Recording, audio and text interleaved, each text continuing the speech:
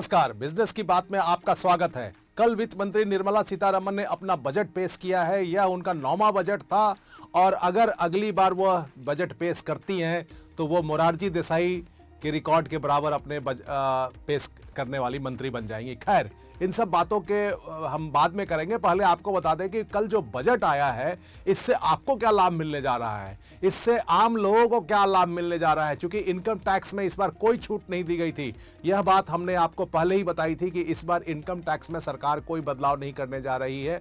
पिछले साल पहले ही सरकार ने 12,75,000 तक कमाने वालों को जो है टैक्स के दायरे से बाहर कर दिया था, इसलिए कोई टैक्स में छूट नहीं दी गई। जीएसटी में भी जो है वो पहले ही जीएसटी के रेट को कट किया गया। तो इस बार बजट में जो सबसे इंपॉर्टेंट बात है एक आम आदमी के लिए, वो ये है कि भविष्य में आपको कारोबार करने के लिए लोन काफ़ी सस्ती दरों पर मिल सकता है। अब आप पूछेंगे कि लोन कैसे सस्ती दरों पर मिलेगा, चूंकि भारत को एक विकसित देश बनना है 2047 तक। अब इस विकसित देश बनने के लिए सरकार चाहती है कि भारत के हर एक आदमी को लोन जो है मुहैया कराया जाए थ्रू बैंक। अब देश में आज भी जो 35 करोड़ लोग हैं वो जो है बैंक क्रेडिट पे नहीं है, मतलब वो बैंक से उन्होंने आज तक कोई लोन नहीं लिया है। अब सवाल उठता है कि जब कोई बैंक से लोन ही नहीं लेगा और जब उनके पास पैसा ही नहीं होगा तो वो एंटरप्रेन्योरशिप कहाँ से आएगा। जब आप उद्यमिता नहीं करेंगे, कारोबार नहीं करेंगे तो देश विकास कैसे करेगा, हम विकसित देश कैसे बनेंगे। इसलिए इस बार बजट में सरकार ने बैंकिंग सेक्टर में सुधार के लिए एक कमेटी का गठन करने का फैसला लिया है, जिसकी घोषणा कल वित्त मंत्री निर्मला सीतारमण ने अपने बजट भाषण में की है। लेकिन अब वो क्या करेगी कमेटी ये बताएगी कि बैंकों का आकार कैसे बड़ा हो। अब भविष्य में अब मान लीजिए हमको $30 ट्रिलियन की इकोनॉमी बननी है तो उसके लिए हमको $30 ट्रिलियन से ज्यादा कर्ज भी चाहिए, लोगों को क्रेडिट होना चाहिए अगले 20 साल में। इतना कर्ज देना है तो इतना कर्ज कैसे दिया जाएगा। इसके लिए बैंक को बड़ा बनना होगा, बैंक को अपने साइज को बड़ा करना होगा, बैंक को लोगों को क्रेडिट, मैक्सिमम लोगों को क्रेडिट में देना होगा, आसानी से क्रेडिट देना होगा, सस्ती दरों पर क्रेडिट देना होगा और बिना किसी रुकावट के क्रेडिट देना होगा। तो इन तमाम चीजों के लिए ये जो कमेटी है वो अपनी रिपोर्ट देगी सरकार को और आने वाले समय में आप सभी को सस्ती दरों पर लोन मिलेगा। सरकार मतलब अभी क्या होता है कि आप बैंक में लोन लेने जाते हैं, मान लीजिए अगर आपको कोई दुकान खोलना है, आपको कोई कारोबार करना है, आपको किसी चीज का उत्पादन करना है, कोई होटल खोलना है, रेस्टोरेंट खोलना है, तो बैंक इतनी आसानी से आपको कर्ज नहीं देता है। लेकिन ये चीजें अब खत्म होंगी। खत्म इसलिए होंगी कि सरकार चाहती है कि बैंक बिल्कुल सुगम हो जाए, बैंक लोगों के लिए बिल्कुल खुल जाए और मैक्सिमम लोग, भारत में अभी भी जो क्रेडिट रेशियो है वो काफी कम है, मतलब जो हमारा जीडीपी का है वो मैक्सिमम 50-55% जीडीपी का जो है वो बैंक क्रेडिट है। जबकि दूसरे देशों में अगर आप विकसित देशों की बात करें तो ये 100% से ऊपर है, जीडीपी का 100% से ऊपर बैंक कर्ज देता है उनको, अपने लोगों को। हमारे देश में सिर्फ 56% जीडीपी का जो है वो बैंक कर्ज देता है लोगों को। तो ऐसे में सरकार चाहती है कि मैक्सिमम लोग कर्ज ले, आराम से उनको सस्ती दरों पर कर्ज ले और बैंक एक ऐसी पॉलिसी बनाए जो आम लोगों के हित में हो। और हालांकि डिपॉजिट पे आपको कोई ब्याज दर ज़्यादा नहीं मिलने वाला है, लेकिन बैंक चूंकि ऑलरेडी म्यूचुअल फंड दे रही है और ये बहुत सारे ऐसे प्रोग्राम हैं बैंकों का, तो एक दूसरा आपको साइबर सिक्योरिटी से भी जो है छुटकारा दिलाने के लिए, जो आपके साथ फ्रॉड होता है उससे भी छुटकारा दिलाने के लिए सभी बैंकों में एक साइबर सिक्योरिटी ऑफिसर जो है रखना मैंडेट किया जा रहा है। मतलब ये अनिवार्य होगा सभी बैंकों को कि आप अपने यहाँ एक साइबर सिक्योरिटी ऑफिसर रखें।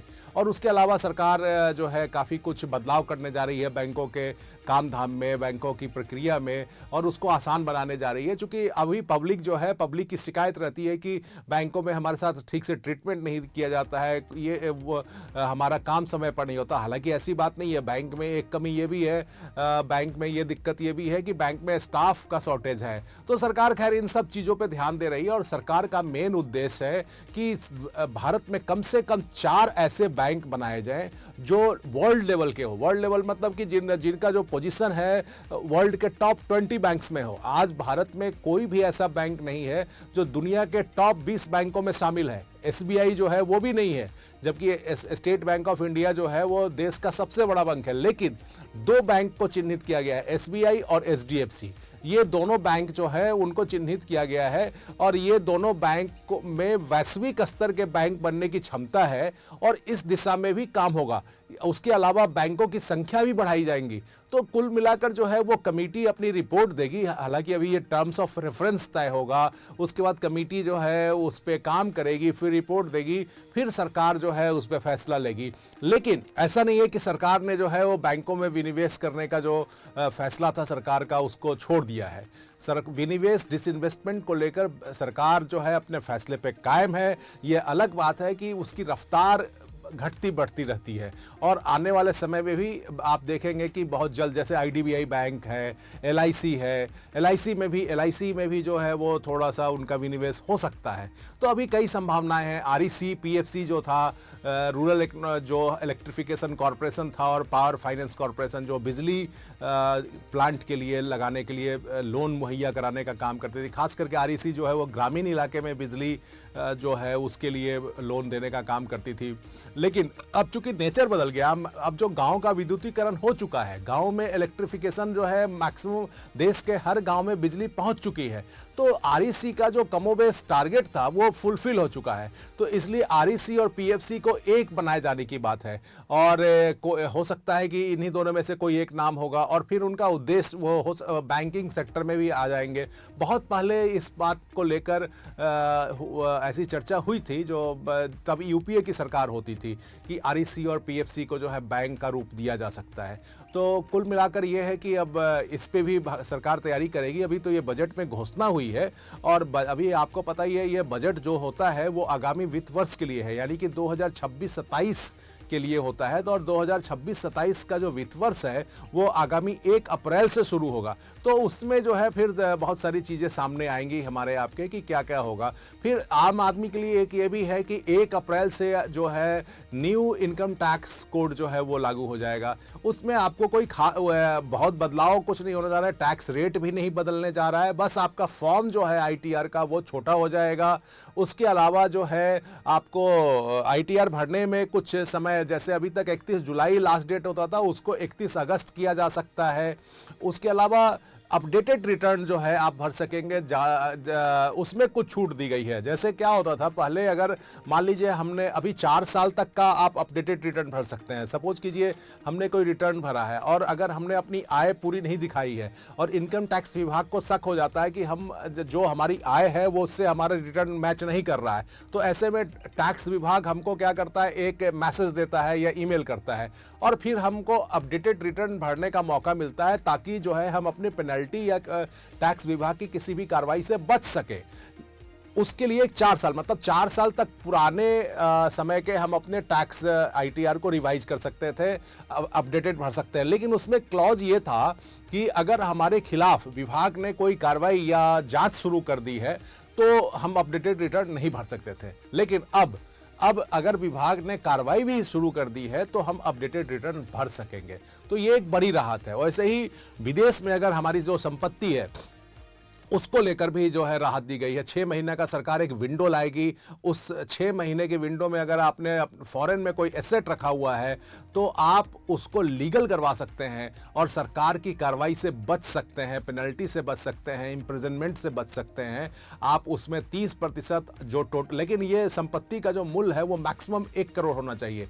1 करोड़ से अधिक की संपत्ति है वो, उसके लिए ये स्कीम नहीं लाई जा रही है। तो 1 करोड़ की संपत्ति अगर आपके है आपकी विदेश में, तो आप उसका 30% प्लस 30% यानी कि 60% जमा करके आप सरकार उस संपत्ति को सरकार के सामने वैध कर सकते हैं। उसके अलावा अगर आपने विदेश में संपत्ति ले रखी है और आप अपने आईटीआर में उससे होने वाली इनकम पर टैक्स भी दे रहे हैं, लेकिन आपने ये नहीं बताया है कि उस संपत्ति क्या है, कहाँ है, तो भी उसको लीगलाइज करने का जो है सरकार स्कीम ला रही है। तो ये 6 महीने का एक विंडो होगा जिसमें आप अपने आपकी जो संपत्ति है, आपका जो एसेट है विदेश में, उसके बारे में सरकार को जानकारी दे सकते हैं। तो कई ऐसी चीज़ें हैं जो सरकार ने इस बजट में आम आदमी को या लोगों को राहत दी है। उसके अलावा कारोबारियों के लिए बहुत राहत है, कारोबारियों के लिए बहुत ईज ऑफ डूइंग है। सपोज कीजिए कोई आदमी आयात करता था किसी वस्तु का, तो पहले क्या होता था कि जो कस्टम ऑफिसर्स होते थे वो उसको चेक करते थे, वो उसको सर्टिफाई करते थे, तो फिर वो पोर्ट से बाहर निकलता था और आप बाजार में लाते थे। अब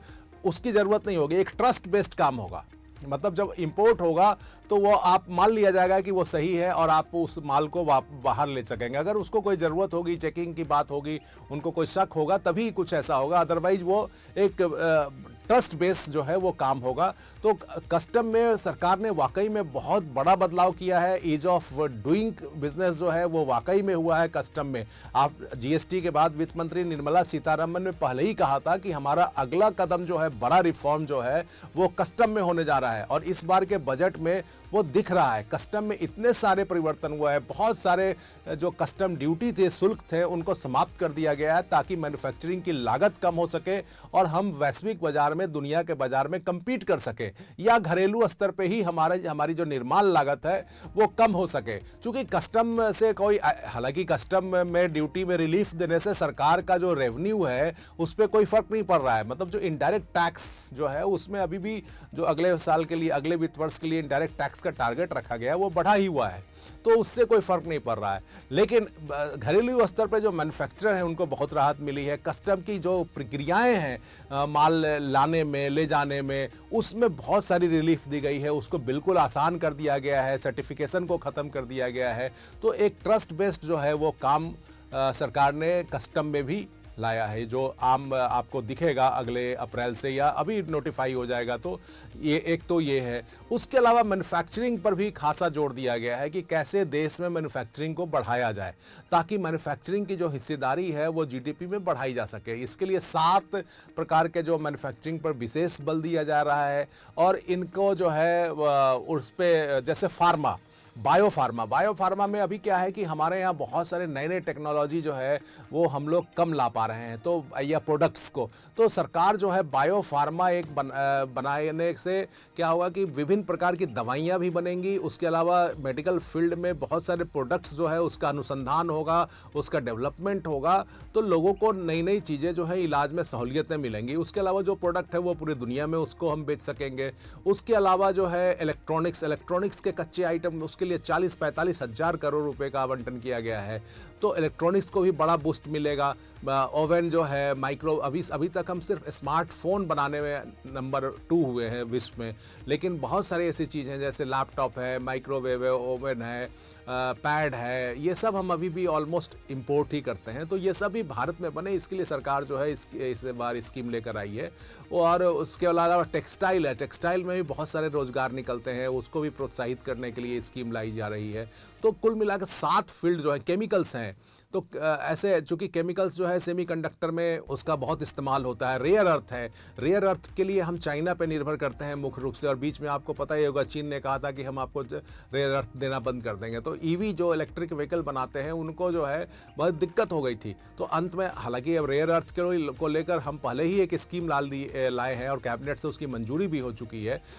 उसके लिए बाकायदा जो है स्कीम है कि हम आपको पैसा देंगे कंपनियों को, और वो अपना रेयर अर्थ का यहाँ डेवलप करेंगे। भारत में भी काफ़ी रेयर अर्थ है, लेकिन चूंकि हम चाहते हैं कि हम दूसरे देश पर निर्भर नहीं रहे इन सब चीज़ों के लिए, क्योंकि ये रेयर अर्थ जो है वो काफ़ी इंपॉर्टेंट है सेमीकंडक्टर के लिए, रेयर अर्थ काफ़ी इंपॉर्टेंट है ईवी के लिए, वो चिप के लिए, और भी बहुत सारी जो आधुनिक उद्योग जो है, जिसको इंडस्ट्रियल रेवोल्यूशन 4 से भी आगे माना जाता है, 5 में माना जाता है, उसमें जो चीज़ें आती हैं उसके लिए रेयर अर्थ बहुत ज़रूरी है। तो उसको भी काफ़ी हम फोकस किए हैं इस बार अपने बजट में। तो ये बजट जो है इस बार मैक्रो की जगह माइक्रो ज़्यादा दिख रहा है। माइक्रो मतलब कि सरकार कोई ऐसे छोटे छोटे डिसीजंस ली हैं, छोटे छोटे डिसीजन मतलब कि जो आम तो तत्काल रूप से प्रभावित करेगा। चूँकि अभी जो स्थिति है, जो वैश्विक स्थिति है वो चुनौतियों भरी है। अभी जो है अमेरिका के अलावा, अमेरिका टैरिफ से तो हम जूझ ही रहे हैं, प्लस जियोपॉलिटिकल जो है वो काफ़ी जो है उथल पुथल दिख रहा है। ईरान, इजराइल, रूस, यूक्रेन, बहुत सारे देश जो है वो इन्वॉल्व हैं, अमेरिका, ग्रीनलैंड, यूरोप, मतलब चारों तरफ जो है एक दूसरे से, कनाडा, सब एक दूसरे से इंगेज हो रहे हैं, सब तनाव में है। तो ऐसे में जो है भारत एक ऐसी नीति लेकर चलना चाहता है जिससे हमारी जो विकास दर है वो कायम रहे, हम 7% का ग्रोथ रेट ले सके। और इस बजट में पूरी कोशिश यही की गई है कि हम कैसे भी जो है वो अपने विकास दर को कायम रखें, उसको कंटिन्यू कर सके, और इसको ध्यान में रखते हुए इस बजट को बनाया गया है। तभी छोटी छोटी चीज़ों को जो है एड्रेस किया गया है, माइक्रो लेवल पे बजट को देखा गया है, मैक्रो लेवल पे बजट को नहीं देखा गया है जी। फिलहाल जो ज़रूरत थी उसको एड्रेस किया गया है कि हम अगर कैसे मैन्युफैक्चरिंग बढ़ाते हैं, कैसे हम कॉस्ट कम कर सकते हैं मैन्युफैक्चरिंग का, कैसे हम निर्यात में कम्पीट कर सकते हैं, तो ये इन सब चीज़ों पे फोकस किया गया। किन किन चीज़ों पे हम ध्यान दें तो हमारा रोज़गार ज़्यादा निकलेगा। तो चूँकि अभी हमारे यहाँ महंगाई कम है, ये एक हमारे लिए पॉजिटिव साइन है, तो इसलिए हम लोग इस मौके का फ़ायदा उठाना चाहते हैं और अपने ग्रोथ रेट को कायम रखते हुए इसको ध्यान में रख के ही बजट बनाया गया है। नमस्कार।